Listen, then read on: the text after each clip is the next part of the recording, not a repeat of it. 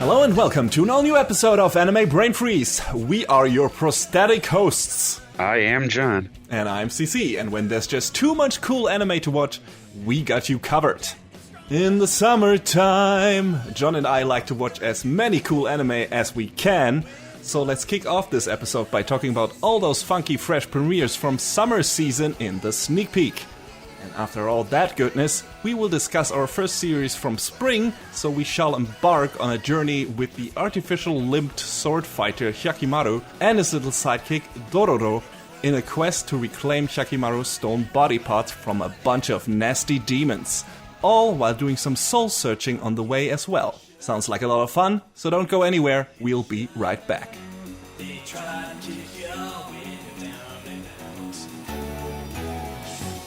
Welcome back to the sneak peek.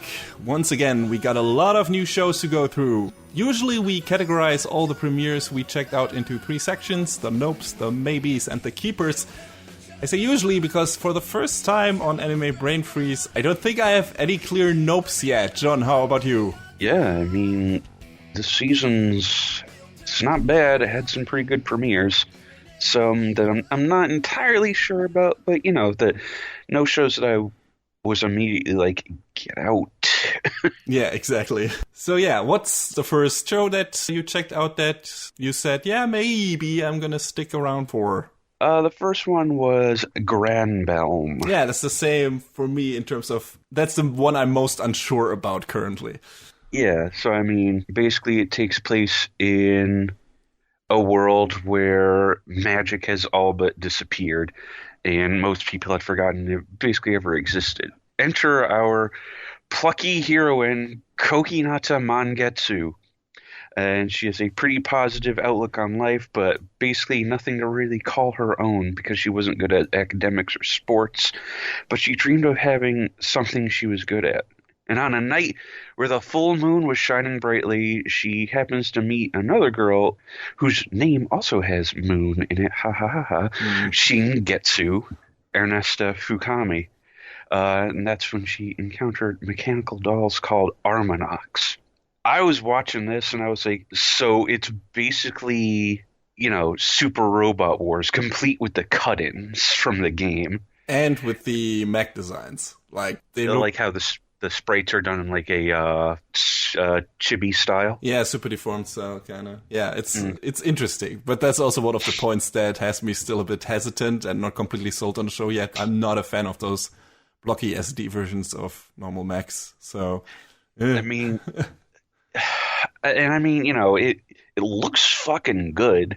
Yeah, and it's written by Juki Hanada, so I have to at least check out a little bit of it because I like his writing. So I don't know how long I'll stick with it. I don't know how long you'll stick with it, but it seems, you know, like it could be neat, or it'll at least be a looker. So yeah, at least from the setup alone, there's enough that they could do with this story-wise, but it's just like right now, I'm not sure they're gonna, because right now it seems like, hey, this is Battle Royale with mechs, an open world, closed off fighting arena, kinda. You know, like you said, it looks good. The fight choreography especially is pretty damn great, like the action choreography. There are a lot of cool gun battles and melee battles between the mechs, and the characters seem fun and everything. But yeah, we'll have to see if the story goes anywhere interesting. I'm not sure yet. Yeah. I mean, they did put something interesting at the end of the second episode, so we'll see. I haven't seen that one yet, so.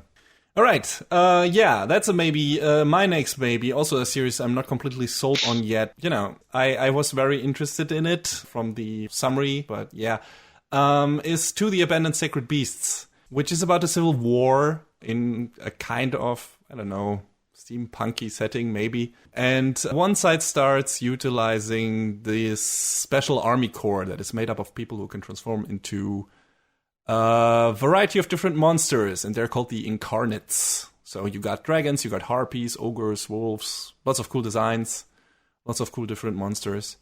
And then after a while, members of this battalion start losing themselves to their bestial side and begin to run amok and murder basically anyone in their way. And their captain decides that he's not going to leave it to anyone else to kill his soldiers and former comrades who can't control themselves anymore, but he's gonna do it himself. He's also got a very personal beef with one of his former teammates, so this show is mostly about him slaughtering at least one of his old friends in every given episode.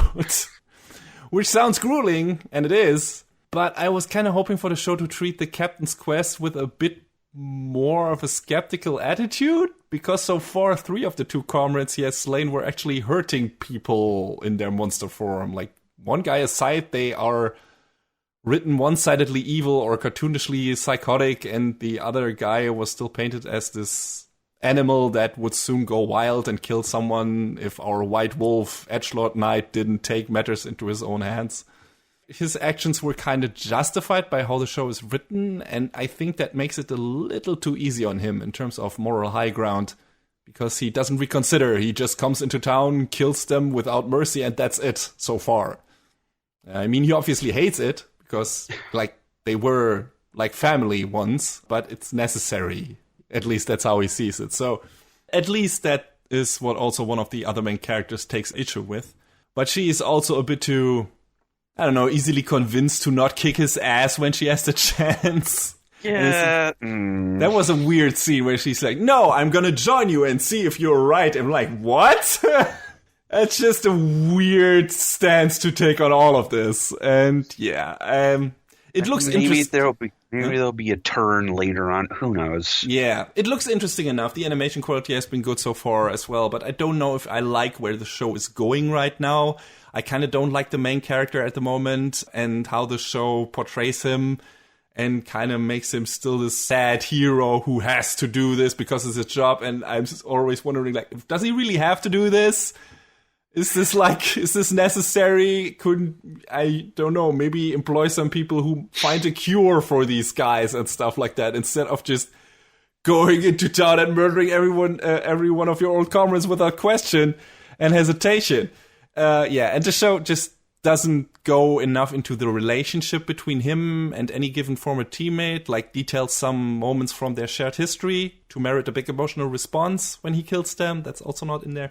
So yeah, in that regard, it's a bit lackluster right now. I mean, that might still change. First 2 episodes felt a lot like setup and, you know, table setting and everything, and introducing the main players and the story.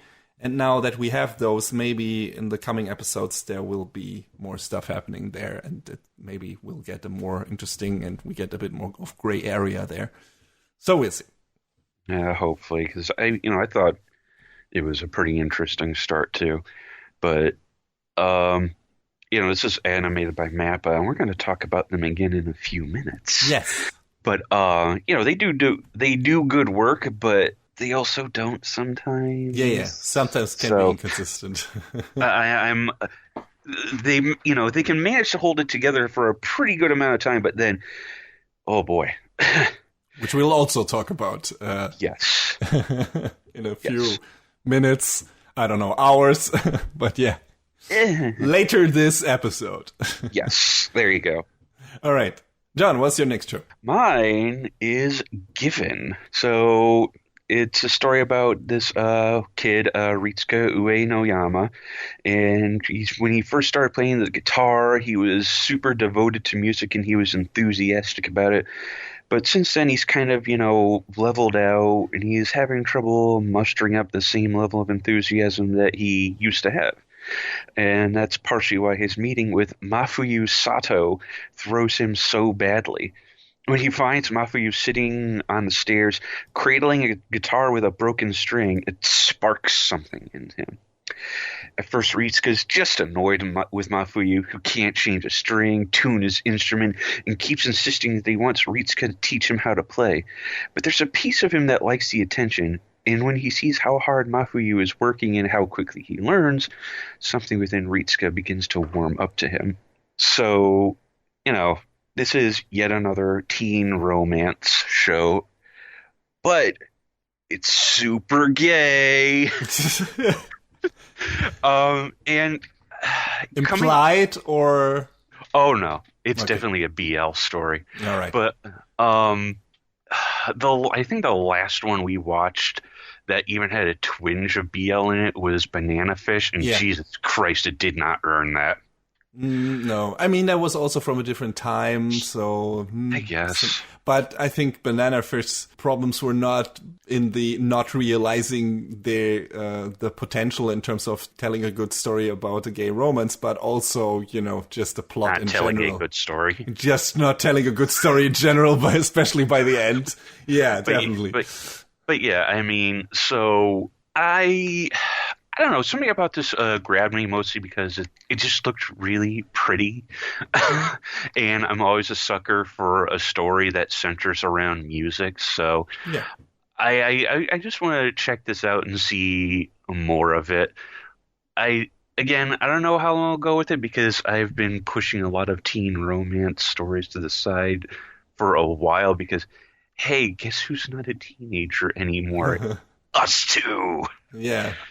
So, you know, I'll see where it goes, but it could be cool. Yeah. What's next up for you? My next show is Dr. Stone. Uh-huh. One of the bigger Shonen Jump series in recent years. Yeah, the story is, well, someday, suddenly all people in our world get turned into stone, which seems appropriate given the name of the show. Yeah.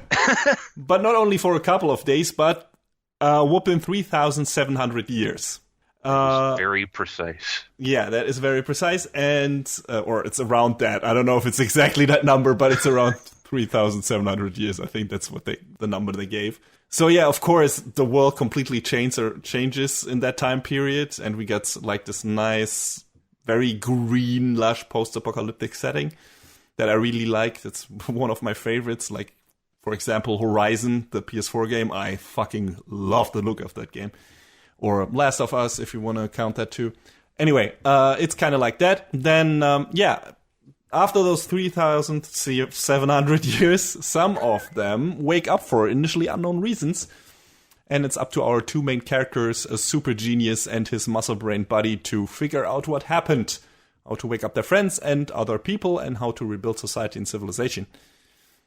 Yeah, it's a cool concept, a cool setting. Like I said, the cast is quite sympathetic. I'm pretty interested to see where it goes, but right now I can't tell how much meat the story can offer. So we'll see. I can't really see how the typical shonen battles will play out in this one. I heard they're more on the JoJo's Bizarre Adventure side, as in outthinking your opponent and stuff like that. So that's interesting. I want to see where it goes. I've only seen the first episode so far. So yeah, could be cool. I've heard some good things about the manga, so I'm interested to see more. This one kind of just sort of passed over just because I did, but you know, it could be neat. Yeah, we'll see. Okay. I'm not going to push this aside any longer. My next maybe is, do you love your mom? And her 2-hit multi-target attacks. I was thinking about checking it out, but I was like, no, too many isekai. Well, this is not really one, right? I mean, this is clearly set in a... I mean, kind of, sort of. Yes, I mean, but it's not like transported away to a weird fantasy realm that also weirdly works how a video game. It's an actual virtual video game, like Sword Art or something. That's true, yeah. Okay. It has an equally ridiculously long Japanese name. Mm-hmm. So we're going to call it for short Okasan Online, like everyone else is. So basically, what would you do if you got transported into a video game? With your mother. That's the dilemma facing high schooler Masato Osuki, who's been unwittingly thrown into an RPG world with his doting mother close behind as part of a secret government scheme. Okay. As an avid gamer, Masato's eager to show off his skills, but that's hard to do when your mom is insanely overpowered. She's dual wielding and she's a multi-target specialist. Jesus Christ. So, I don't know how to talk about what exactly to say. They threw the pretense out the window in the first 5 minutes, which I appreciate. They were just like, yeah, you completed this survey. We're sending you into an online game. Go. Okay, sure. And Masato's like, I'm going to come back with all sorts of stories for my mom, whatever. And then suddenly his mom comes along and I guess it's not the ideal situation if you're a young guy wanting to just be a show-offy piece of shit. Especially when you find out that you are way underpowered and just a loser in comparison. One of the plot points is in the very first episode is they meet with the king of the land, and because it's a game, they register their accounts because, of course, Mm-hmm. All right, in order to keep you playing and keep you interested, we're going to give you this really high-level reward early on. And Masato's like, wow, you're just really desperate. Cool. So he and his mother are presented with 3 swords. He takes the one he thinks is cool. And then his mother is like, oh, I'll take this one. Yanks both of the other ones out. And she's like, and her logic is, well, if we take only one of the other 2, then the other one will be lonely. Great. Cool. All Thanks, right. Mom. And she's just swinging both of these swords around like it's nothing, raining down fire and ice with these elemental blades, and it's goofy and dumb. I kind of love it. It sounds a bit like Konosuba material. A little bit. Mm. I mean, the dynamic between Masato and, oh my god, her name is Mamako. Because Oh, God. of course. Because of fucking course. I feel like the dynamic between them at least feels decently mother-son-ish. It doesn't feel super gross or anything. Okay. There's one point where Masato's like, I don't like that you're so much stronger than me. I wanted to disown you. But Mamako's like, how could you say such a horrible thing to your mother? And it's like, oh, I feel bad. I feel bad already. But it just seems like goofy and dumb. And like I said, the pretense was gone immediately. So at least this story, it feels like it knows exactly what it wants to be. So I'll watch a few more episodes. And it's a pretty underused relationship in anime and video games. I mean, in anime, especially considering that most anime moms die pretty early in any given series they're in. But but I think we can both agree that the best part about Grandia 3, and maybe the only good part, is Miranda, the mother of the main character. Mm-hmm. And then she leaves in the first 2 hours of the game, and it's like, well, I guess this game's a wash. Yeah, so there you go. Good things can come from such a story setup. I don't know if that will happen in the show, but it at least seems to have the comedic side pinned down. Yeah, I'm willing to give it a chance because of that. Yeah, sure. Tell me or let me know how it turns out. All right. So, what do you have next? I'm not sure. This might be one of your keepers, actually, considering how you talked about it before, but it's still one of my maybes. Lord El-Melloi, the second Case Files. I mean, it's the sequel to Fate Zero, of course. Yeah, sure. Yeah, that's what it is. It's about one of the side characters from that show, Waver Velvet, grown up now. And he has taken over the magician class from his asshole sensei, Kaneth, who got axed in Fate Zero, thankfully. Hey, Fast Wheels Kaneth, back again. Oh, God. I forgot that nickname. God damn it. But yeah, then he gets roped into a power struggle between the highest mages of the Clock Tower, aka the headquarters of the entire Mages Association in that universe. So it seems to be this supernatural mystery / procedural show, a bit of intrigue and conspiracy stuff and action on the side, judging from its first 2 episodes. It's neat. I'm interested to learn more about the other characters that they introduced. Waver and Ryder were probably the most fun pairing of Master and Servant in Fate Zero. Mm. And it seems like this show is heavily leading into the emotional outfall for Waver resulting from the events of that series. I wasn't expecting it to make such a clear follow-up connection to that, but it does. And I like that a lot. My only concern is that the week-by-week cases might not be as interesting as the rest that will be going on in the show. Again, we'll see. But for that reason, right now, it's still a maybe. I'm pretty sure it will turn out to be a keeper, though. Yeah. I mean, I guess there was a scene in the first, not the episode 0, but the first episode, if that makes any sense, where I guess there was a part in the story they kind of skipped, but they gave Gray this sort of throwaway line that just let them be like, oh yeah, no, don't worry about that. So, that's fine. Hopefully, that'll let them get to the meat and potatoes of the story a bit faster. Yeah, I hope they dive deeper into the stuff that they seemingly have set up, but I can't be sure about that yet, so we'll see. It would be disappointing if they didn't. Yeah, and it's a very good-looking show. Yeah, what's the next show you got, John? Next up was Copcraft. Yes, that's my last maybe. Okay. So about 15 years ago, a gate to another dimension opened over the Pacific. And beyond this gate lies a strange alternate world called Reto Simani, where fairies, demons, and you name it, where they live. And this is in relative proximity to San Teresa City, City of Dreams, the City of Paradise, where over 2 million immigrants live from both worlds, and as a result there are haves and have-nots. But in the shadow of chaos, crime is rampant. Drugs, prostitution, weapon trafficking, you name it, all the fun stuff. The detectives who stand up to these heinous crimes are part of the San Teresa City Police.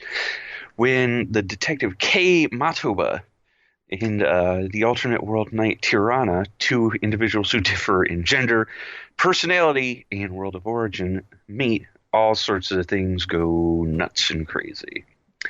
So, I was talking with a friend of ours, and he said it seemed like this one Netflix movie series, I'm not sure if it's the one Will or Smith the other. thing.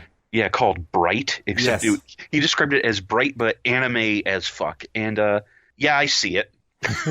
I hope it's better. It's it turned out to be more well written than Bright is or was. That was not a good movie. But I don't know anything about it other than it exists and it's a concept. I mean, you're right. In terms of setting, it's pretty much the same as Bright, kind of. It's a buddy cop show. It's about a hard-boiled detective who gets paired with a, like you said, Lady Elf Warrior from another dimension. Yeah. And then they try to find out who's behind certain crimes. And Kay's partner gets killed in the very first minutes of the first episode. And, of course, he has to avenge him and everything and stuff like that. So, yeah, it's pretty well-trodden ground. So nothing really new in terms of setup, but the two mains are entertaining and sympathetic, and the presentation has been aces, at least in the first episode. Like, great visuals, great music, fantastic OP. Oh my god, that OP is so good. Right? It's already one of my favorites. So, yeah, all is very top-notch. So this might just be a fun joyride show to watch on the side each week, and I think I might keep it around for that. Also, it's kind of nice to see a light novel adaptation. Well, even though this does involve another world, it's not transported to another world because LOL, I couldn't think of anything better. Yeah, a bit more interesting in terms of setup. It has more legs to it than, other sorts of stories like that. Yeah. All right, so what else? What you got? All right, I think that's it for us for the maybes. And let's move over to the keepers. So shows that we decided that we're definitely gonna stick with unless something really bad happens. My first pick for the keepers is Fire Force. Hell yeah, it is. Which is a new show based on a manga by the creator of Soul Eater, an anime I enjoyed very much, which was adapted by Bones and looked really, really good and was really, really fun. And this one is about a squad of literal firemen and women who fight people suddenly turning into fire demons. Kinda, it's not really explained yet. I mean, that's one of the mysteries behind it, all of it, how that is happening. But yeah, weird baggy outfits of the fire squad aside, and hey, at least it's accurate in that regard. I really like the look of this show. Character designs are cool, the fights are visually stunning. Like, Jesus Christ, David Production. What the fuck? I didn't know you were capable of this. Putting that JoJo money to good use. Yeah, I guess. I mean, I doubt it'll be as consistently good looking as it was in the first episode, but the second episode looked pretty good too, so. All right, there you go. I've heard, I don't know offhand who the director is on this, but I've heard good things about him or her, so maybe that's the reason behind it. And yeah, I'm looking forward to seeing more. This is probably another great shonen-style action extravaganza that never takes much convincing for me to watch it. Let's be honest. But this series seems to do the extra legwork, so I'm definitely in. And it sounds like you are too. Oh, hell yeah. I was super in after the first episode. Let's go. Yeah. The cast is sympathetic too, so yeah. Yeah, they're all great. Yeah, definitely recommended. So what's your first keeper? I don't know if I'm going to begrudgingly call this a keeper. A certain scientific accelerator. Ah, there we go. Because I'm feeling really burned on Rail Decks after Index 3, man. But you have to know. Yeah, I mean, this is part of the story, kind of, sort of. Basically, the story centers all around Accelerator, if you couldn't tell from the title. And Last Auto, probably. Yeah. But yeah, basically Accelerator is recovering from injuries when trouble literally lands in his bedroom. There's a whole group of zealots calling themselves the DA, and they're causing havoc that, could threaten the city, not mentioning the entire world, because, of course, there's always a worldwide threat in Index. But yeah, Accelerator can hardly ever be bothered to get out of bed for anything unless it involves Last Order. So there you go. I was trying to figure out where on the timeline this takes place, and I'm going to have to look it up again, but because I couldn't really figure it out. Yeah, I'm going to watch it because it's part of the whole Raildex thing. And hopefully it'll be better than Index 3. I mean, I'll say this, it has a different director, which is actually kind of surprising. But, it looked a little better because I remember watching one of the preview videos and being like, oh, geez, at some of the pieces of animation. But you know what? To their credit, they kind of cleaned parts of it up. So I have the faintest glimmer of hope that this will be better. Is JC staff working on this again, or is it a different studio? Of course they are. They wouldn't give it up to anyone else. Moneymaker. JC staff is working on there's so many shows of theirs this season. The Okasan Online, blah blah blah, is one of theirs. So maybe they're spreading themselves a bit too thin. Yeah, but maybe they can do it. Maybe they can. I don't know. Probably not, but I guess we'll see. All right. Yeah, another keeper of mine is Astra Lost in Space. Which was definitely a surprise, as I wasn't really aware of that show until you mentioned it to me. And it's about a bunch of classmates who are supposed to attend a school camp, but on a different planet, because this is a space adventure. And when they arrive, a weird orb sucks them up, and they get transported into actual deep space, and now have to find a way back home and try to survive long enough to get there. I just loved the first 2 episodes of this show. Like, we got a super sympathetic cast. Well, not Kittery in the beginning, but she comes around quickly. An unassuming start that quickly goes from 1 to 11 in terms of drama and thrills. A good sense of humor. A couple of interesting mysteries to decipher and uncover. Appealing visuals, great music. It's all here. For something that almost completely flew under my radar, I can't believe how invested I was into this story and these characters from the get-go. So yeah, I can't wait to see more. I was just completely in for some reason. For some reason, everything connected. I don't know why. There's a lot of cliches to go around in this show as well. But still, I don't know. Everything worked for me in those first two episodes. So I hope it stays the course. It was super thrilling. I mean, I got to unveil to you one of my most stupid, irrational fears about being caught adrift in space. And oh boy, watching that first episode, I was just like, but it was still interesting to me. So, I was like, yeah, I'm going to keep watching this probably. Me too, definitely. So, John, your next keeper, which is probably also my next keeper. Let's be honest. The next show is the triumphant return. Yes. Of Symphogear. Indeed. Symphogear XV, the very long-awaited 5th season, because boy, after AXZ, they put the carrot out in front of us, and Dangle. And it was supposed to be last season, but you know what? It's fine that they delayed it, just to up the quality of it. So yeah, take your time, make it work. Yeah. So yes, Symphogear XV, the curse of Balal still hangs over humanity. An accident on a song research vessel spurns the Symphogear team to Antarctica, where a massive monstrous coffin is awakening. It might also look like a penguin. Someone pointed that out to me after the fact on Twitter, and I was like, oh, God, it does look like a penguin, a big yellow and purple penguin. But supposedly this coffin is carrying the corpse of one of the fabled custodians. Finally. Yes, the Symphogear users have to survive their encounter and actually defeat the beast before they can obtain the secrets within. Their powers have come a long way after all this time, fueled by the bonds they forged in the song of their hearts. But there's also the remnants of the Bavarian Illuminati lurking in the shadows. And what kind of Pandora's box is waiting to be opened? I rewatched all 4 seasons previously to get hyped up for this, and I'm fucking ready! Yes, you did. I didn't believe you, but yes, you did.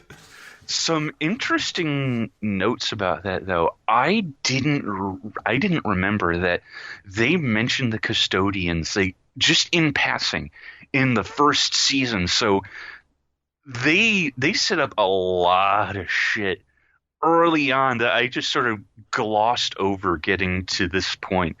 They also had some other weird foreshadowing as they went along, like it was either in G or GX where they sort of mentioned Adam Weishaupt's name in passing. And when you're watching it, you don't think anything of it. And then you get to AXE. Oh, that's him. That's you. You're the asshole. You're the asshole. It's like, look at how strong I am. Can you see how strong I am? Because I am strong. I mean, our complaints about the fact that AXE is a little weak aside, hopefully, fingers crossed, what they set up for an XV will be super cool. So I'm Symphogear's back. I'm ready for it. Let's go. Yeah, me too. I mean, what to say about like this first episode from season 5 that we haven't already said in our supersized review of the previous 4 seasons? Like it's super entertaining, balls to the wall, insane action from the get-go. The girls donning their cipher armor again with stylish new transformation sequences, and then singing cool battle hymns while kicking ass. Oh yeah, that's right. In the transformation, there's a literal throwback to the first season's transformations, which is super good. There you go. A lot of fan service in this, and not only the usual anime fan service kind, but also fan service in regards to people who've been watching from season 1. Yeah. It's like you said, if you remember that stuff, and it's, okay, this feels like, okay, we're gonna pay off some big things that have been slowly set up over the previous season. And especially in regards to its weaker 4th one, it feels like, I hope it was only weaker because it was set up for what's gonna happen in this one, mostly. So that's my hope that after XV has finished, that will maybe elevate AXZ a bit too, because it was maybe only like the first part to the whole thing, because it definitely feels like this is directly tying into what happened in AXZ, and it's gonna like pay a lot of that stuff off maybe better than AXZ itself did. So yeah, we'll definitely talk more about that show in a couple of months, because we're both gonna watch this from beginning to end. Symphogear is always, even when it's weakest, it's always fun, it's always good. Yeah, I mean, the first episode, well, I mean, the whole series is about spectacle, but the first episode of every season is just like, look at us just go a little fucking crazy. Yeah. So I'm ready. Let's go. Yes. All right. I think we've arrived at our shared last keeper for the sneak peek.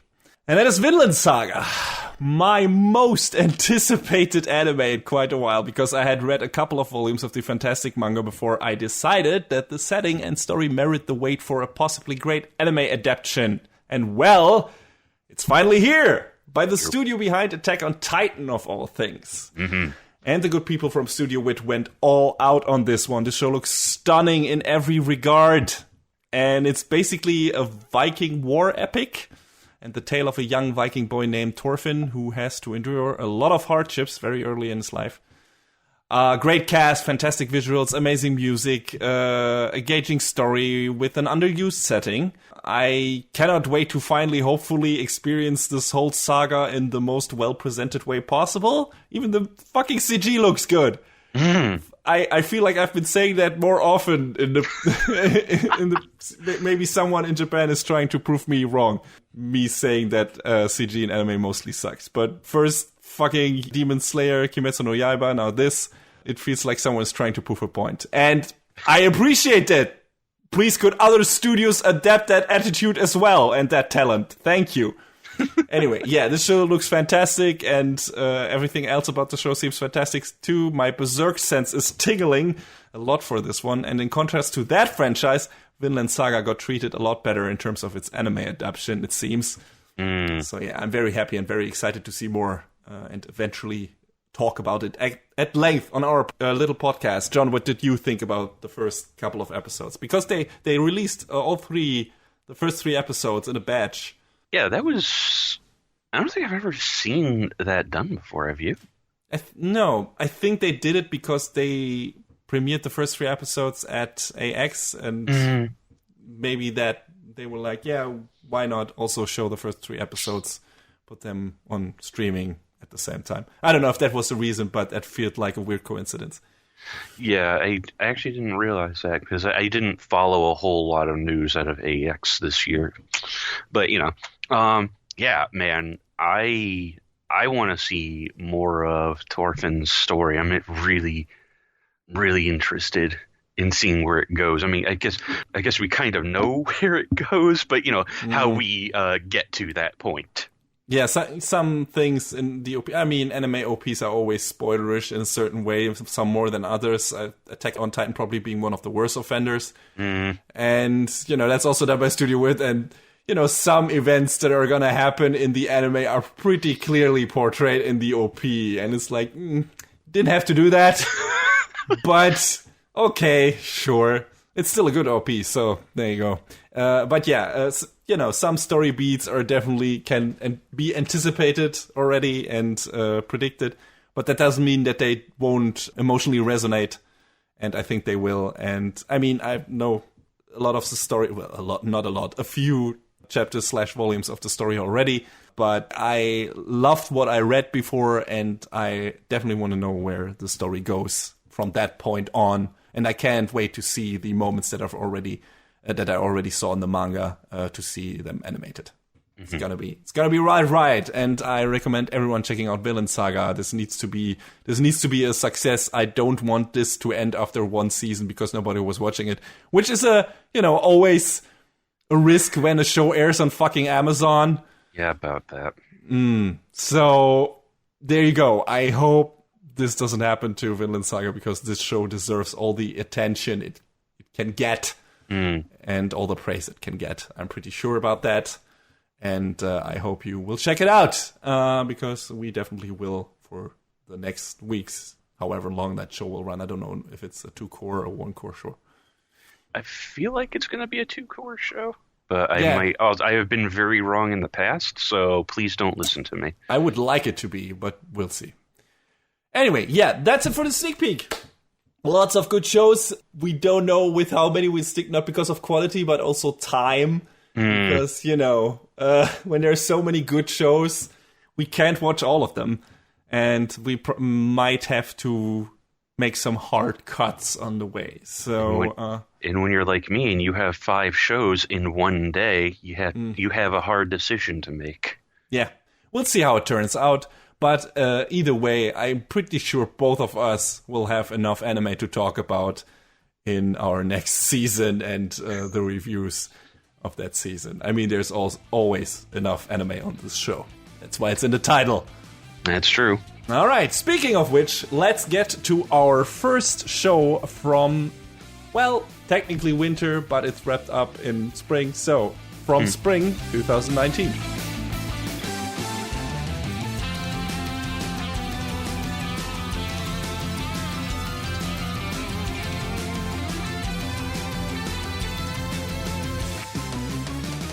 who asserts supreme, unchallengeable rule over his domain, and the feudal lord Kagemitsu Daigo decides to form a pact with 12 demons.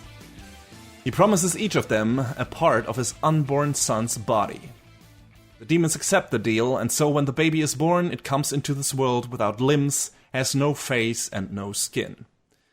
Intended to be abandoned and die only through the mercy of a caring midwife and a maker of wooden prosthetics, and his unbreakable will to live, is the young boy able to survive his cursed existence.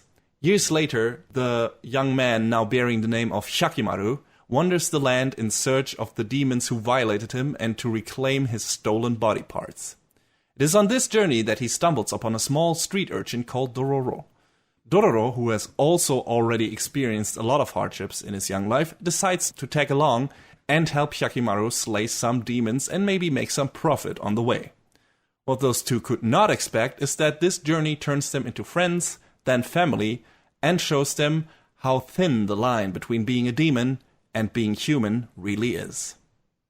So Dororo is a pretty unusual show since it's based on a very old manga by none other than Osamu Tezuka, written between 1967 and 1969. We have mentioned Tezuka before in our review of Atom: The Beginning, and when we talked about Young Blackjack, I think, since he's the creator of Astro Boy, also Blackjack, Phoenix, Kimba the White Lion, Princess Knight, and a bunch of other stuff. Very important figure in the history of this medium. It has been a minute since we talked about Young Blackjack. Holy crap. Yeah, that's true. I think neither of us finished that show, but we talked about it in a sneak peek or something. I'm not sure. I finished it, but yeah, it didn't really have the weight to it that the original Blackjack had. So, it was all right, but Yeah, so Dororo got the manga, got an anime adaptation already in 1969, which ran for 26 episodes. And now it has been about 50 years since the old manga and anime ended. So for its 50th anniversary, it got an anime and manga remake. The manga started in October 2018 and is still running. And this new anime adaptation of the source material we are talking about today started in January 2019 and is a co-production between Studio Mappa and Tezuka Productions, responsible for 17 and 8 episodes respectively. Both have done a lot of stuff at this point. Mappa, we mentioned them earlier in the sneak peek. Aside from that, they did a bunch of animated Garo stuff, the new Ushio Tora, TQ, the 3rd season of Hajime no Ippo, and a show that will be reviewed on our next episode, actually, and many other things. And Tezuka Productions has produced and helped out with too many shows to name and count, but they also worked on the animation for different incarnations of Phoenix and Blackjack, one of them being Young Blackjack, I think. Some episodes of Kids on the Slope and March Comes in Like a Lion, among many other things. And yeah, Dororo is mostly a good-looking show. We have some great backdrops and scenery. The old character designs from the manga are updated to look pretty sharp without losing their original charm. Like they kept the classic Socks-esque looking Tezuka feet on certain occasions, for example. The monster/demon designs are neat. A lot of the fights look ridiculously good. With a lot of varied swordplay, nice acrobatics, and cool fight choreography. Especially the duels between Hyakkimaru and his younger brother Tahomaru are amazing. Especially when Tahomaru's 2 bodyguards come into play as well. Nice tag battles there. The OP not only sounds but looks fantastic as well, or both of them. I like the first one more, just because of the song, but visually they are both great. And I think the first one is one of the visually most distinctive OPs I've come across in a while. Yeah, also, when the bass drops on that song, you feel it. It's super good. Definitely. It's great. I mean, I appreciate the second OP, but it's kind of a little gross for my taste. Oh, yeah, right. The bug stuff. Yeah. I already forgot about it. That was a little bit for me the first time I watched it. Yeah, I mean, that didn't bother me, but I'm not the biggest fan of Asian Kung Fu Generation. Is that their name? Yes. Oh, the second intro, I think, was it Asian Kung? I thought it was... Yes. Okay, I thought it was someone else. No, I looked it up because I was like, that sounds like Asian Kung Fu Generation. It sounds very much like the second OP of Naruto. But yeah, aside from that, yeah, visually great stuff. There are some hiccups though. The animation quality can get a bit inconsistent at certain points in the show. Director of this series is Kazuhiro Furuhashi, by the way, who pretty much directed all the Rurouni Kenshin adaptations, so he knows his way around samurai. Apparently, he also worked on Gundam Unicorn in the 1999 Hunter x Hunter. Yeah, and like I said, a few strange hiccups aside, the show looks really good, sometimes even great, but there are some episodes where it's just like some characters are off models, the fight animations look a bit clunky and a bit stiff. I don't like to see this because it sounds extreme, but there was one scene in one episode, and I think in the second half of the show, where it looked like a literal slideshow. I think you're talking about episode 15, which is the one that comes to mind for me, which is the one with the village that is basically where the entire village basically made a pact with the demons. Yeah, it was 15 or 16. Yeah, but, 15 was a weird-looking episode.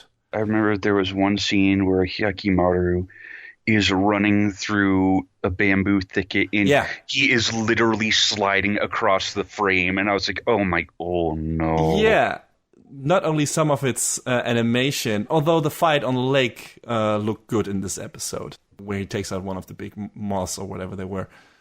But also, the editing and direction is weird. And the characters are drawn and animated very differently than in the other episodes, so it's a bit jarring. But that doesn't feel... I don't know if that is a slip-up in terms of production or if that is intentional, because that episode was directed by Osamu Kobayashi, who also directed Paradise Kiss, Back Mongolian Chop Squad, and the infamous much-loathed fourth episode of Gurren Lagann. Oh my god, I thought that's why it looked so familiar! There you go. So I think episode 15 looking so weird when compared to the other episode comes down to his personal style, which maybe didn't gel so well with the usual look of the show, which was pretty much what happened in GL as well. And I think Back and Paradise Kiss look really good, but also very different when compared to shows like Dororo and Gurren Lagann. So I think it comes down to the visual aesthetics or tendencies of the director. It was just such a sharp turn because, like, you look at something like Beck, and in the confines of its own style and, the way it's set up, it works. You take that style and you do it as a one-off thing in a series where the rest of it doesn't look like that, and it's sort of... Yeah. It's distinctive to be sure, but it doesn't really fit. So it's a weird choice. It feels super disconnected.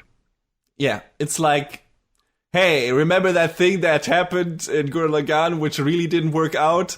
Let's try this again on another show with exactly the same director. No, let's not. Yeah, it's weird. So, yeah, it happens. But like I said, aside from those small occurrences, it's a pretty consistently good-looking show. The soundtrack is awesome and composed by Yoshihiro Ike, who has also done the music for 2 seasons of Kuroko's Basketball, lots of Cobra stuff, Tiger and Bunny, Rage of Bahamut, and Sonic X of all things.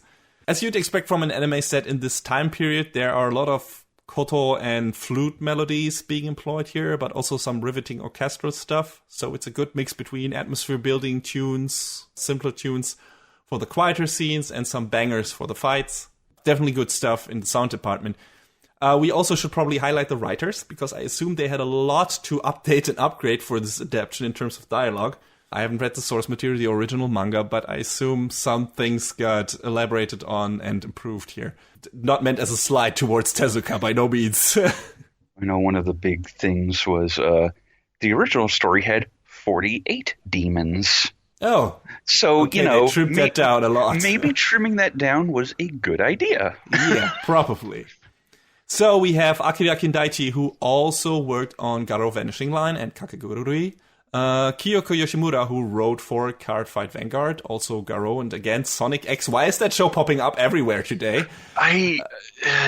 Sonic X was kind of a mess, except for the episodes where they were like, fuck it, we're just going to do the stories from Sonic Adventure 1 and 2. Okay, good, cool, that's fine.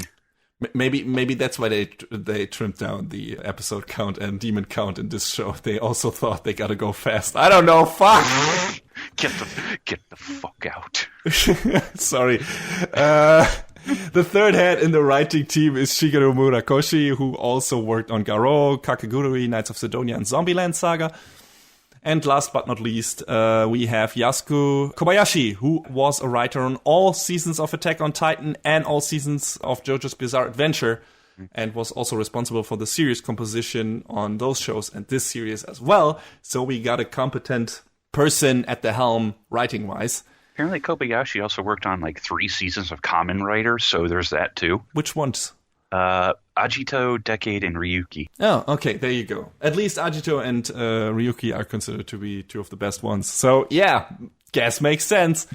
Good writing team here, and it shows. Like, the writing in the show is pretty damn good. Character writing, story writing. I mean, the story is not really complicated. Mm-hmm. This is basically about Hyakkimaru hunting down the demons, or, well, traveling the land. He doesn't really know where the demons are, but he's traveling the land in search for demons and hopes one of the ones he slays is going to be one of the ones that stole his body parts on his birth. This happens to be the case more often in this show than I assume it happens to be the case in the original manga. Considering that you said that were 48 demons in the original. Or, well, were it 48 demons who stole his body parts in, or was it just 48 demons who he killed in the original? That I don't know, but I was operating under the assumption that it was both. So please feel free to prove me wrong. All right. But anyway, more demons in the original, trimmed down here, and yeah, that does wonders for the pacing, I assume, because this is a pretty tightly paced show. We got a bunch of episodes where it's just Dororo and Hyakkimaru coming across a town or people or something, and then there's a demon causing problems, and then that plays into some personal experiences for them and develops their characters. And on the same side, we have also some build-up on the side of Daigo, Hyakkimaru's father, and his mother, and Hyakkimaru's brother Taromaru, who becomes much more important at the midpoint of the show. That's also where we have our first big plot-wise story climax with Hyakkimaru and his family. Family, also a theme in this show, and what that really means and everything, because, you know, you could argue that his parents and his brother and everything are not really Hyakkimaru's family, especially not after he spends some time with Dororo and everything. And the guy who basically raised him, built him the prosthetics and stuff like that is more a real father to him than anyone else. And yeah, so a lot of that is going on. And then we got pretty much 2 big plot climaxes at the midpoint and the end of the show. And that's how that series is structured. And I never got bored. I don't know about you. Yeah, I mean, well, they kept it going at a pretty brisk pace, so it never really felt stale at any point, I thought. So yeah, there are some weaker episodes definitely where it's like, yeah, okay, that's all right, but it's not super great. But then there are some nice surprises that work really well from an emotional standpoint and have some interesting things to say. In general, I feel like one of the most interesting things about this show is how it portrays, or how much detail, how much care it puts into Hyakkimaru getting his body parts back and how that affects him. Like, there's some pretty great scenes just in terms of presentation and staging and everything. For example, in the beginning, when one of the first demons Hyakkimaru slays gives him his face back. And then he gets a cut on his face, and for the first time. And that's just a powerful scene, like the way he reacts to that. And the first time he's standing in the rain and feeling it on his skin and stuff like that. I really, really liked how the show took its time to not make this like this plot device where it's, hey, he's trying to get his body parts back, but also, hey, how how does this affect him, like in terms of actually feeling like a real human more and more for the first time in his life. And I think that was really well done in the show and had some emotionally responsive scenes. Yeah, I mean, it's something that you don't really, or if you're born with all of your senses and your extremities intact, and some people lose them over time because circumstances. But I feel like for like us, that's sort of something you don't really think about. Mm-hmm.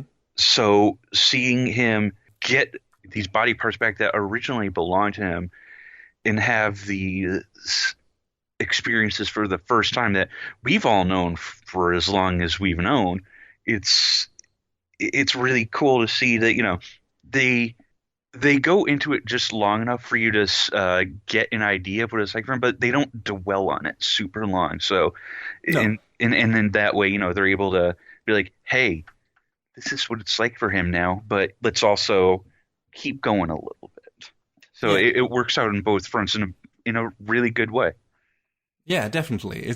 They just spent the right amount of time on that. And it's not like, okay, he's got his body parts and he's done with it. That would be kind of boring, but he also, in certain occasions, for example, he gets weaker when he gets his actual body parts back, because now he's more vulnerable than he was before. He's stronger in certain aspects because, wooden prosthetics and stuff like that before, but he can be hurt. His body parts can taken from him again, and this time it will hurt a lot. And the next time you lose your arm, if that happens, well, yeah, and he can get cut and bruised and all that stuff. And, when he gets his hearing back, everything is super loud, and he has to learn how to cope with that and learn how to live his life with that and get used to that and everything. So, like I said, I really like that the show takes its time to make that part of his character. And also, of course, one of the deeper themes is what makes you an actual human being? Like, again, what is it to be a human being? But also, does Hyakkimaru really need those body parts to be a human? Or does it maybe make him less of a human if he is willing to kill for it, let people get hurt through his quest for his body parts and for his quest to become more human? Will that not make him more of an actual demon in the end, or more of an animal or stuff like that? And the show explores those story tangents very well too. Which I also really appreciated. Just in general, the show loves to show us the different facets of demons and humans. Often the humans in the series are just as bad or even worse than the demons. And there are not only just evil monsters around, some of them are peaceful, not all demons are bad. We got this one demon, I think Ohagi was her name. What she's doing and the person she's doing it with, that comes from a good place, kinda, and it's kind of a nice, sweet relationship. So, yeah, that can also happen in the show. It's not one-sided. It's not like, hey, these demons are always bad and the humans are always good. Sometimes it's the other way around, and the show doesn't really pull any punches when it comes to showing how evil and violent and brutal human beings can be. Like the village thing I mentioned earlier, the episode that looks so weird. The whole village is in on its lord's deal with the demons. And one of the plot points is they actually sacrificed other humans to keep the demons happy and well fed, so their village can blossom. And that, of course, is a really bad thing, hurting all those people for only your community can prosper. And you would think that, okay, the show is taking a definite stance here and saying, okay, we gotta take these people down, they did a bad thing. But then again, we see Dororo struggling with Hyakkimaru being kind of narrow-minded when it comes to killing the demons and thus dooming the village to, well, poverty and destruction. And he feels kind of responsible for the fallout, like the whole village getting destroyed, kids who will probably starve now. So the show is really questioning, okay, who is ultimately the bad guy here? What could have been done? And is Hyakkimaru the good guy here just because he's slaying the evil demons? Probably not, because he's not thinking about the fallout of all of this. So yeah, Interesting stuff, just in terms of deeper themes that the showing is trying to go into. And I was wondering, like, is Sabame's story, who is the guy, the lord of this village, who only knew his village and didn't care about anything else, never ventured outside his village, and thus decided that his village, his community, is more important than anyone else? If this was a commentary on, like, small-minded communities and people who, you know, only keep to themselves and are not into, like, in exchange with other, I don't know, countries, people, communities, whatever. There are a lot of those around who's like, us first, right? Mm-hmm.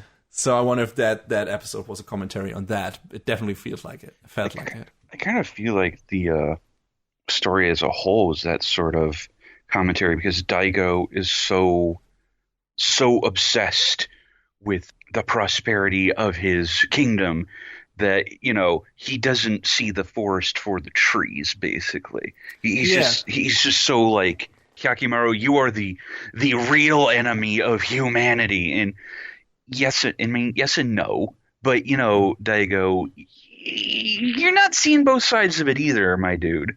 Yeah. So it feels like, you know, that was sort of a microcosm of the story at large as well. And I will still differentiate between Daigo and Tahomaru in that regard, because at starting from the midpoint of the show, it seems like they pretty much have the same goal. Yeah. And why they want to take out Hyakkimaru, but I still think their characters are a bit different. I'll get into that later. But I like how, in general, how matter-of-fact the show treated most of the atrocities committed by human beings in this world. And there's a very harsh moment pretty early on in the show where Hyakkimaru forms a connection to a human being, and then bad shit happens.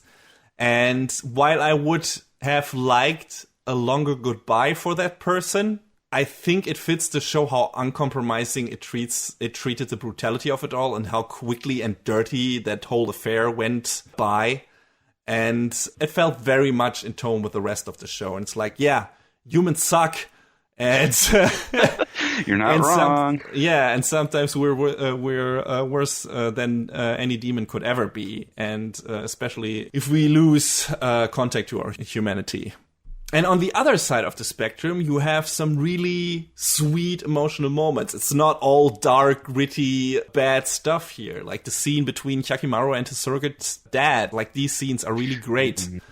When they reunite at a certain point, there's like this really, really sweet moment that made me tear up. And he, just in general, I don't know if we in the show ever get his name. It's in the Wikipedia article and probably in the manga, but I don't know if he's ever mentioned in the anime. I feel like they say Jukai's name at least once. Okay, but the show makes a point of saying, hey, my name doesn't matter, at least not telling it to Hyakkimaru. It doesn't matter because I'm something special to him, and he has already verbalized that, and the rest doesn't matter because my past is my past.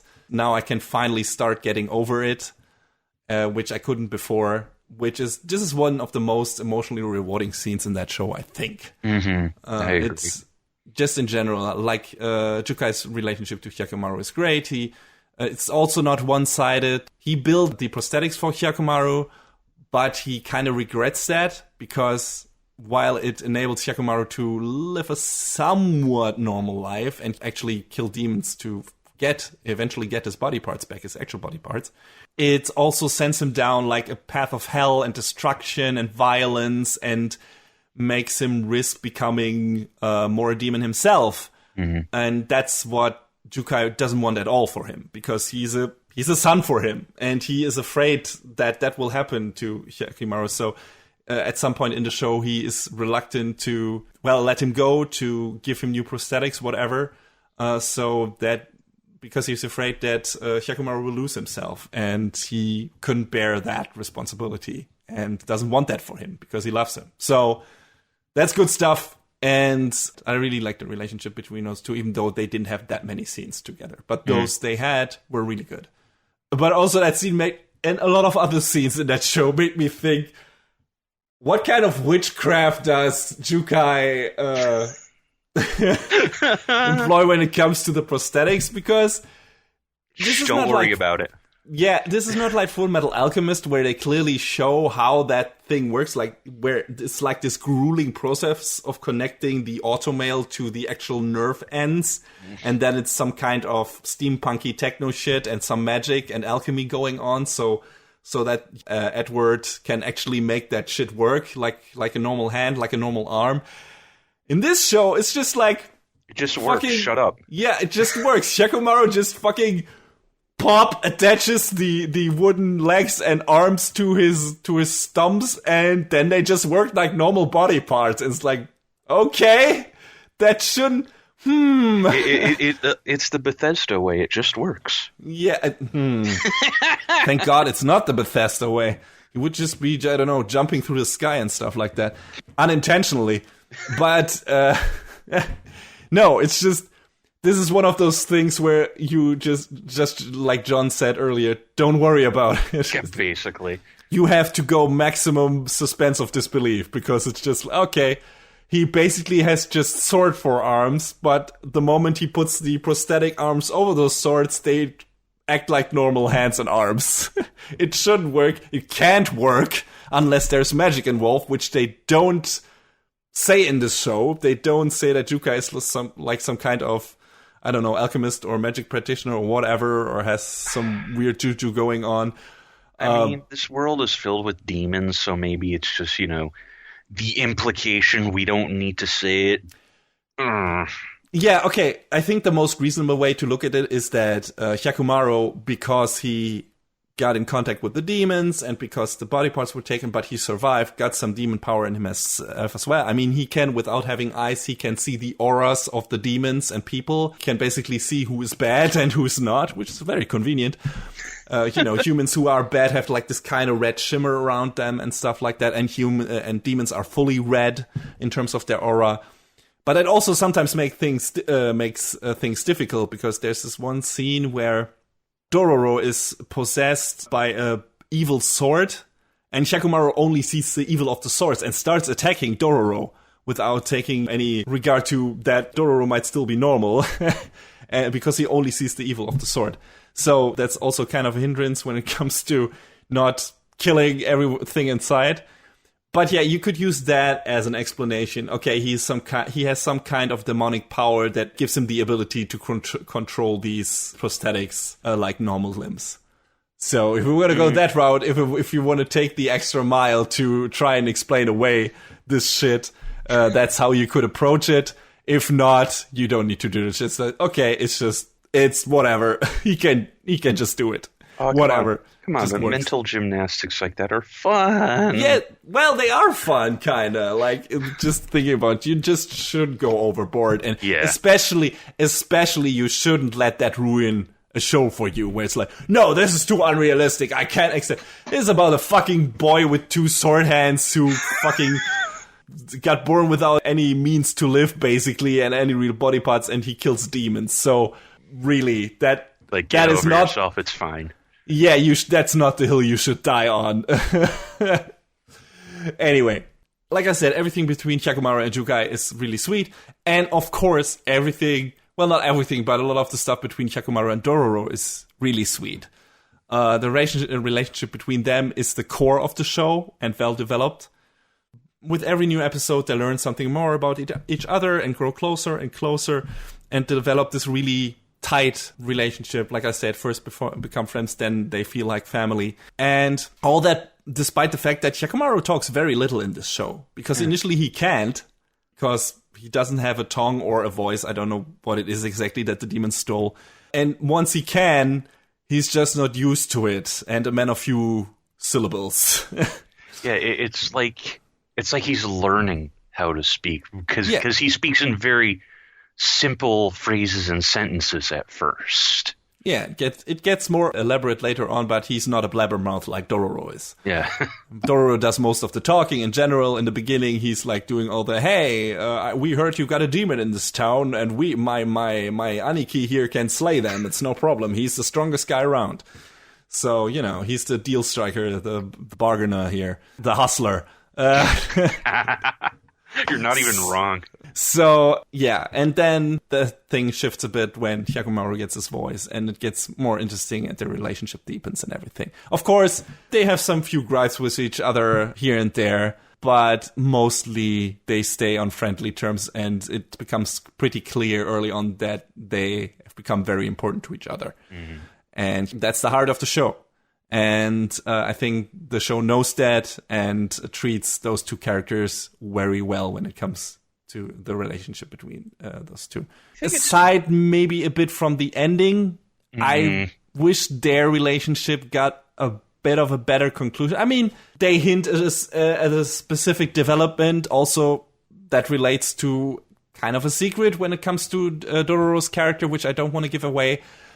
But they hint to a specific outcome for their character story, but that is not shown in the anime.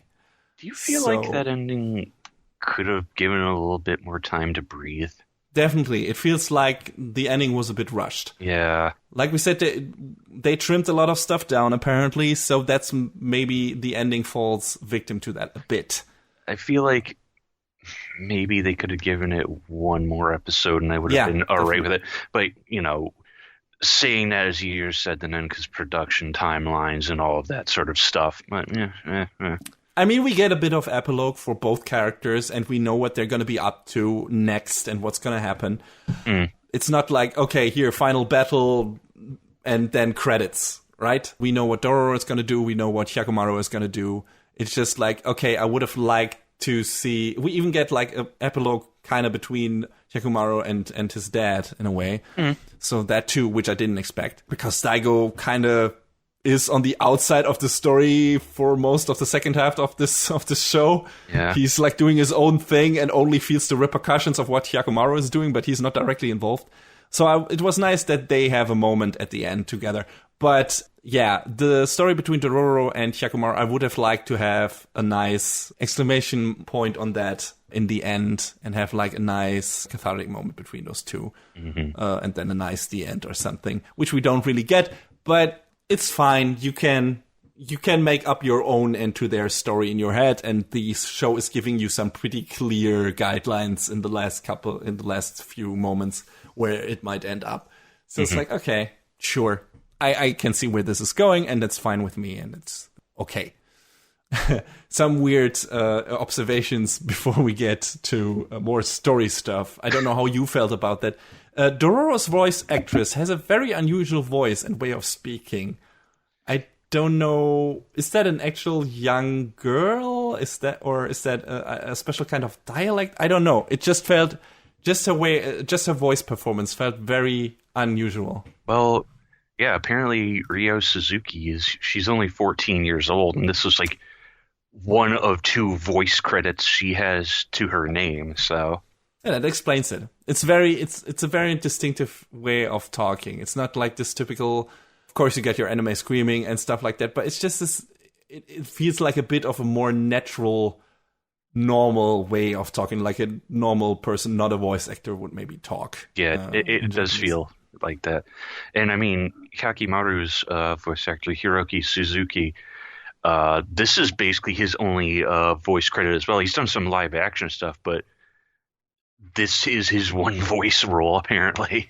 I mean, I have a feeling if he has done some live action stuff, they probably used him as a pull for, to get a wider audience to watch this show. And especially since he doesn't have that many lines in this show. And it's like, okay, we can use a non-professional voice actor for this.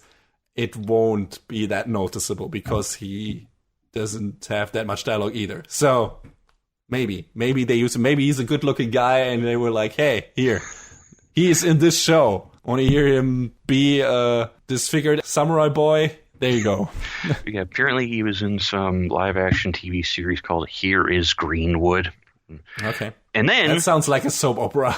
And then apparently he was in a few episodes of Kamen Rider Decade as Blade. Oh, he was Blade in Decade. Okay, all right. Okay, then I've seen him. Sure.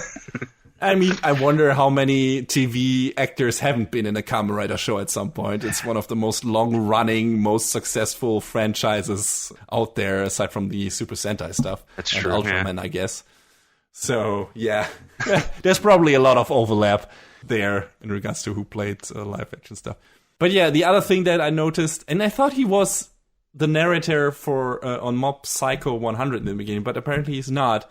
But the narrator in this gets a bit overzealous at times and explains stuff that is fucking obvious. That's Mookie Hito for you.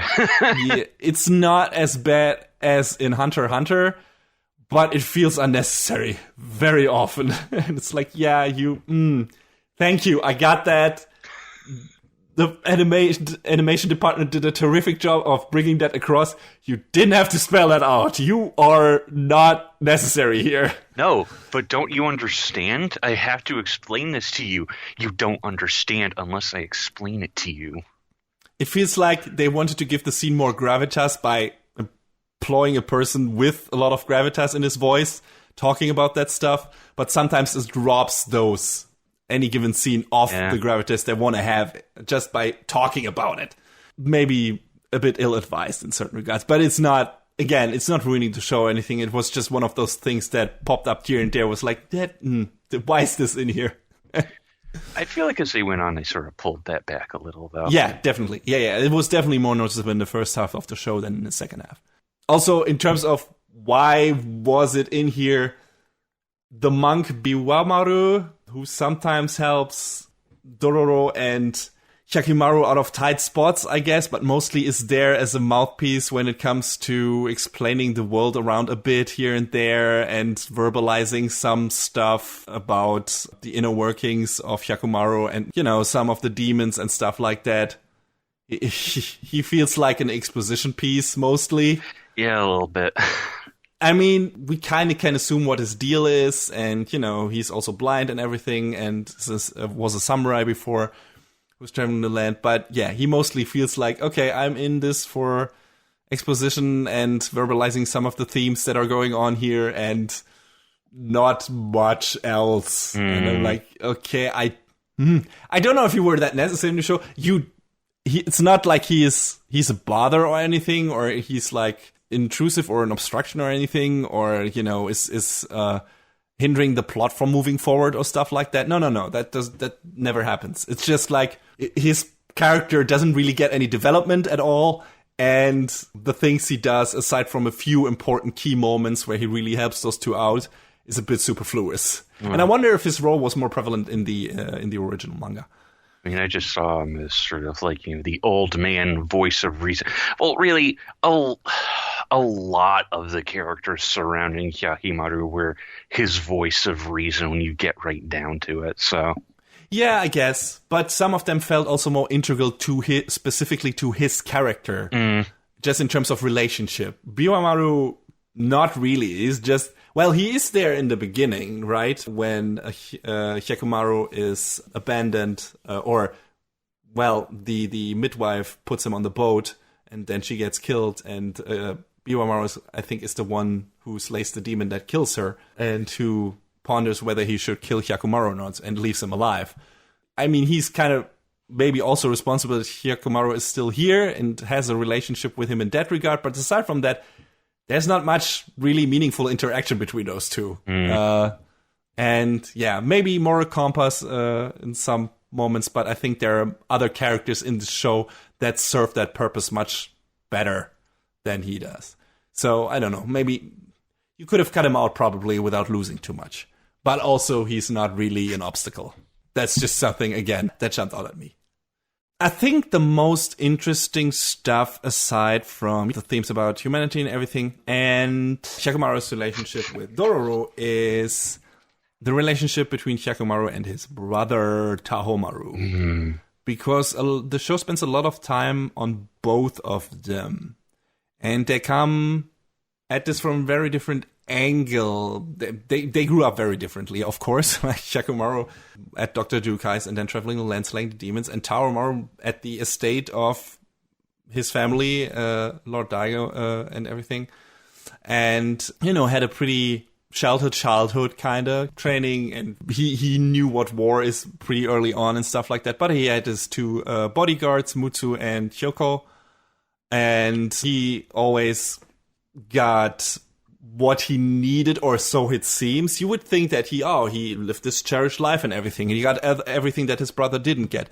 But, and that becomes very important in kind of the final moments of the show, a lot was taken from his childhood as well, because his parents were concerned kind of with the fallout of what they did. Well, his mother was, because the mother of Taromaru and Hyakkimaru is riveted with shame and regret over giving Hyakkimaru away and letting that deal with the demons happen and everything. And she prays to that goddess statue and hopes that Hyakkimaru is well for every day. And she doesn't really pay attention to Tahomaru. She's not really there for him because her mind is with Hyakkimaru and her regret and everything. So he doesn't really have a mom. And his dad is his dad. Daigo is an asshole. He is. Like from top to bottom. And this is also where what you said comes in earlier. You said you felt like, hey, Daigo really cares about his people, his land and everything, and wants them to be safe. And that's why he makes the deal with the demons, because I think in the beginning of the show it's made clear that a drought is threatening the people and everything, and an invading army or something like that, and he strikes a deal with the demons, among other things, to avert that crisis and give him the power and the blessing to make this land prosper under his rule, though. Because that seems to me is the most important part to Daigo. That's what he says in the ending, I think, is, I am the supreme ruler of this. This land cannot prosper without me. I am the only one keeping it alive. And he is an egocentric asshole. And he is willing to sacrifice his own child to make this happen without trying to implore other means there. He doesn't even believe in anyone else being able to make this happen or to help this land prosper. No, he puts it on his shoulders, but not because of feeling responsible, or at least that's not the biggest part of it. It's part of it, sure. I will grant him that. He feels responsible for his land and his people. But he's also, it's more of an egoistic attitude, because he feels responsible because he thinks so highly of himself. And he thinks that this land should prosper because he is the Lord. He is the master of this land. And that's why it should prosper. And not because he cares necessarily for the people in the land. Because I think he really doesn't. That's just a facade. And the one who really cares about the people, who really wants this land to prosper and who wants to do right by the people, is Tahomaru. He's the one who does this out of the good of his heart. Which makes it all the more jarring that he is kind of, through naivete and through the harsh things he experiences, and because he just wants to be acknowledged by his father so much. And that's why he's convinced by his father to turn against his brother and to see Hyakkimaru as this pure evil that is threatening the people of this land. And he puts all the responsibility on his shoulders. He's like, no, I'm going to be the next lord of this country, of this land. And the people are suffering if Hyakkimaru gets his body parts back and if the deal with the demons is not upheld. And his father is not doing that out of the good of his heart. I really don't believe that. Tahomaru is. It's just really misguided. Because he doesn't really think about it. In the beginning, he's is appalled by his dad striking a deal with the demons and his brother getting abandoned. And they got some interaction in between that makes you think like, oh, maybe they'll work it out and stuff like that. But then once he knows and once he sees what Hyakkimaru reclaiming his body parts does to certain parts of the country, he decides that can't happen and his father's way is the only way and he has to kill his brother. And that, that's really a shame, and that's really sad to see, because in essence, Taromaru is a sympathetic character, and he could have been the hero of the story, because his intentions are really good, unlike those of his father. Yeah, it's like these misaligned intentions where you see them, you see a lot of the characters wanting to get to this one goal, but everyone has their way, and it has to be their way, and that causes, not like a disconnect in the story, but a disconnect between the characters, in a narrative manner. It's interesting, but it's also sort of sad to see, hey, why can't we see eye to eye? Because I have to do it like this. oh, oh, okay. And, you know, it just causes, it sort of causes, you know, like you said, Tahoe Maru to go back on his ideals and abandon his brother in favor of what his asshole dad has to say. Yeah, I mean, his dad manipulates him. He instills fear in him of failing their people. And unlike Daigo, Tahomaru really is concerned with the well-being of their people. Mm-hmm. So this works. This play works. Of course, Tahomaru also harbors some resentment towards Hyakkimaru because after a while, he holds him responsible for taking his childhood from him by being the thing only on his mom's mind, right? Mm-hmm. And, you know, now threatening his legacy. So it's easy to see why it would be easy for Tahomaru to see him as this single-minded evil that he could slay and make everything better by just killing this one person, like saving everyone else in the land, making everything better by just killing this one person that on the outside seems to be like this really violent being that only is able to slay demons and has nothing else to offer.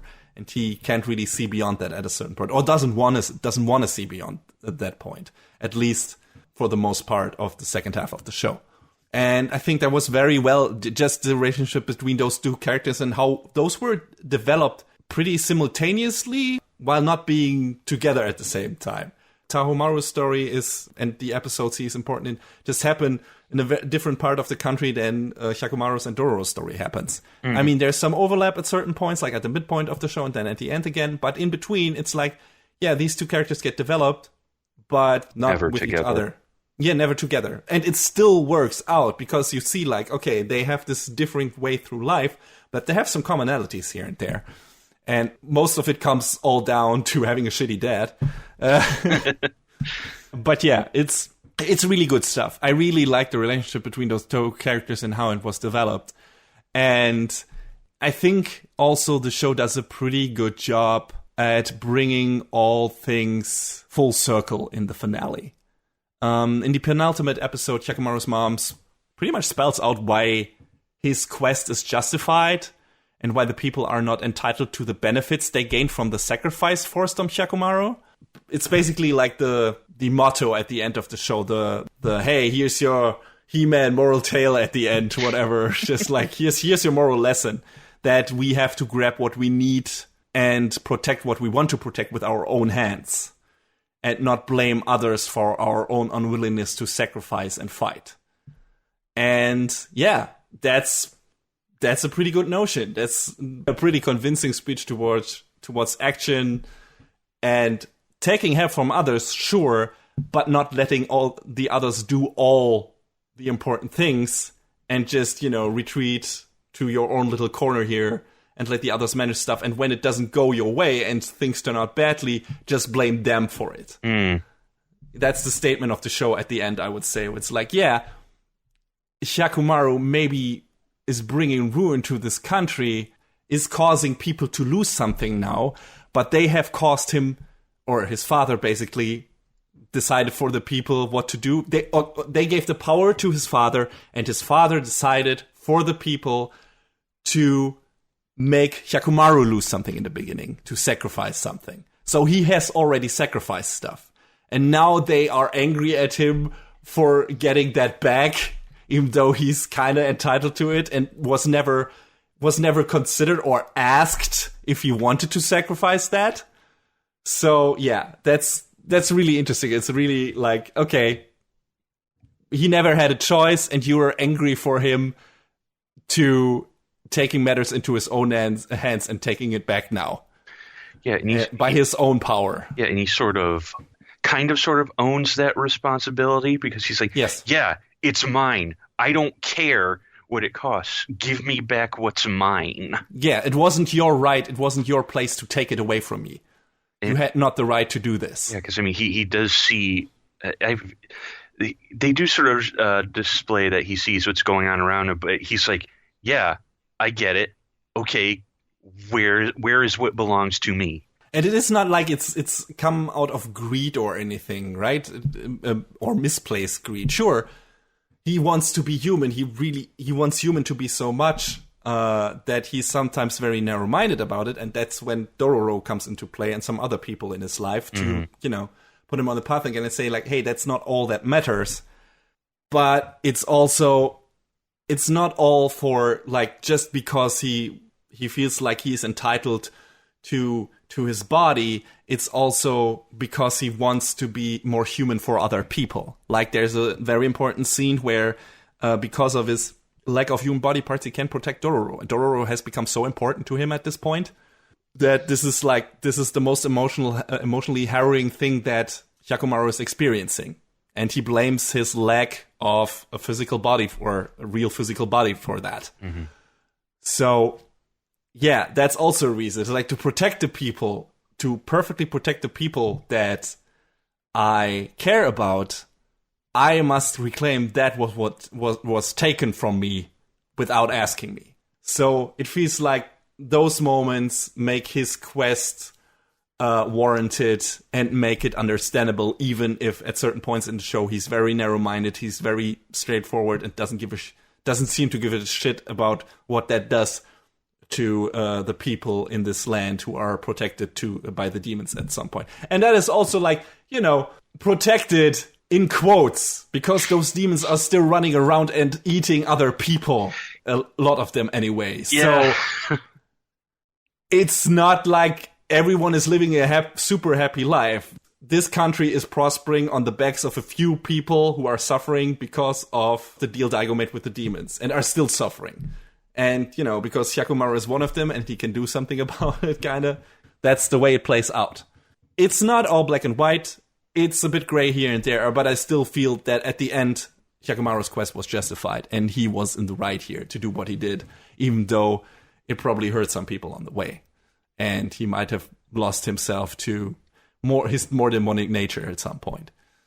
But at the end of the show, you might think about it differently. You might say, hey, it would have been better if he would have just died. Take Daigo's standpoint. Like, Daigo's country, most of Daigo's country was fine as long as Hyakkimaru didn't meddle and stuff like that. So maybe it should have worked out that way and would have been better for everything, for everyone. I mean, that's Taromaru's stance, at least at some point. He wants to do everything to protect the people in his land. The ends justify the means, and the needs of many outweigh the means of a few or a single person. Very Star Trek Wrath of Kanish, but yeah, that's kind of his approach to the whole thing. I will say one of the more thematic things I liked is during the second ending sequence, how Dororo comes more and more into focus the later episode you get, and I think that's a really good just visual representation of Hyakkimaru, recovering himself in his journey with Dororo. Yeah, and their relationship deepening. Yeah. Right? Yeah. And we haven't really talked about, I mean, aside from the relationship to Hyakkimaru, we haven't talked that much about the titular. With the title, it makes it seem like he's the main character, but kinda, I think Hyakkimaru is more important. Like his story. I mean, don't get me wrong, Dororo's story is also pretty good and interesting. Just the things he experienced in his life and his relationship to Hyakkimaru and how that plays into everything, and his personal development and his relationship to other characters in this show. And there's definitely growth there for Dororo, a lot actually, in terms of character, just where he starts out from and where he ends up as two completely different people. But I still feel like Hyakkimaru's story was more interesting than his. But it wasn't bad. Though I expected this show being called Dororo, that there would maybe be, a bit more meat to his personal story. Yeah, I was going to say that earlier. Isn't it strange that the show is called one thing, but it's really about another? Yeah. I mean, Dororo, again, is the heart of the show, and his relationship with Hyakkimaru is. So it makes sense to give that name to the show. I mean, Tezuka probably had something clear in mind for that. I mean, there was a reason why he named the show, the manga that way. And maybe, again, we have more stuff in the manga apparently than is in the anime, so maybe there was a bit more stuff with Dororo's tale as well. We don't know. Mm-hmm. But yeah, there's enough interesting stuff going on with both of these characters, story-wise, plot-wise, character development-wise, that I like them a lot as the main characters. I think they're really good, really great. And they played off of each other in really good ways.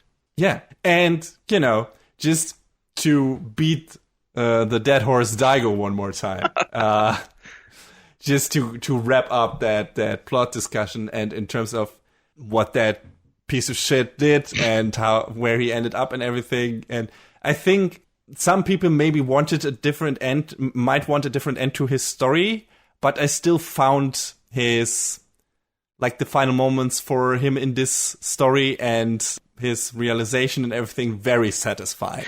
Yeah. Daigo says he sacrificed Hyakkimaru for the good of his people, and I think all know at this point that he's probably full of shit, but it's really neat for him to realize at the end that the one thing that could have actually really saved his country was the inner strength of his son, which he was willing to sacrifice to the demons.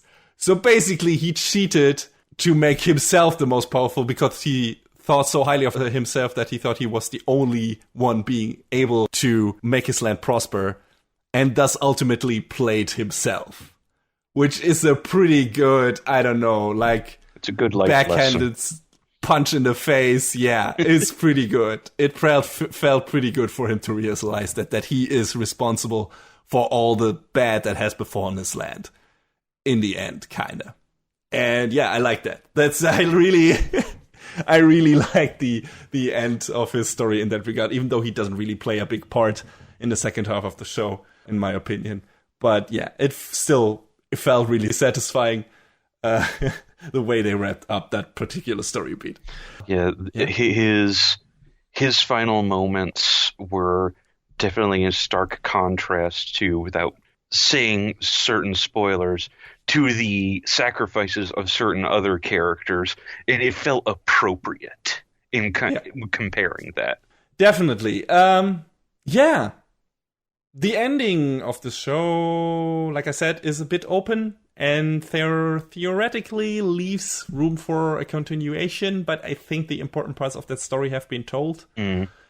Maybe the manga goes a bit further, and then maybe we get another season, but doesn't really need it. Like I said, it's not like this very clear-cut ending, but you can see where those two characters might go from here on out, and the main part of their personal stories have been told. Everything else would just really be a side dish, or would feel like it, maybe. I think their most important character stories and development has been done in this show, and I can't really see them doing much more with that. I feel like it, even though, it was kind of an open ending, that it was also a logical end point, so it gave us just enough to chew on that. Oh, yeah, of course that's going to be next, but also be like, that's a good place to leave it. Yes.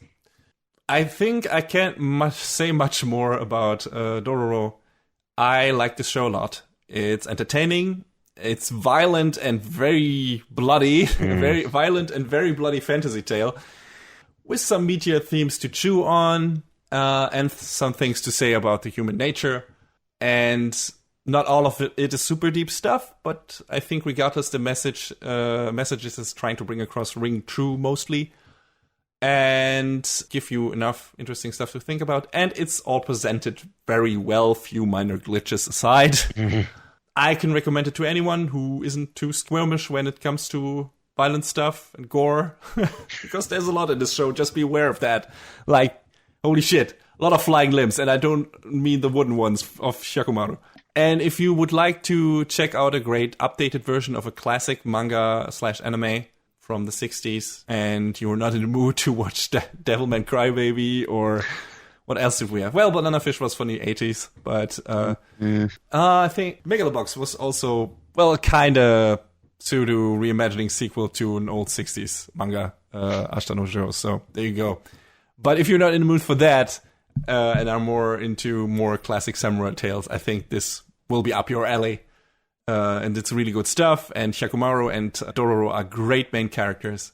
yeah, I think it will be worth your time. I recommend you checking out the show. It's 24 episodes, not too long of a watch. You can watch it on Amazon, and yeah, I think you will leave the show pretty satisfied, even though the ending might be a bit rushed. But yeah, I still think the anime had a satisfying conclusion, and I'm happy with what we got.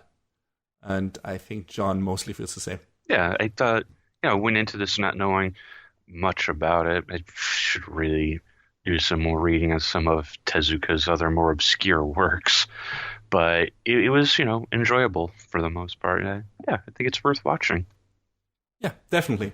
Good-looking show, entertaining show, cool cast, and a good hard-failed tale that also goes into a bit more interesting things in regards to what it means to be a human being. And I think it does us well to think a bit more about that than most of us do most of the time. Mm-hmm.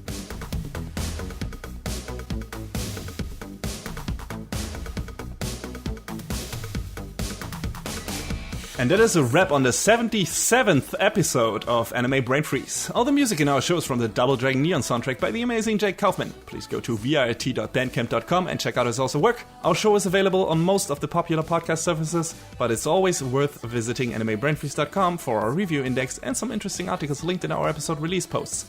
Leave us comments and questions on YouTube, follow us on Twitter at AnimeBrainFreeze, or send an email to animebrainfreeze@gmail.com. We would love to read your feedback. Thanks for tuning in. We hope you had a good time, and please join us again on our next episode. Macht's gut. So long, everybody.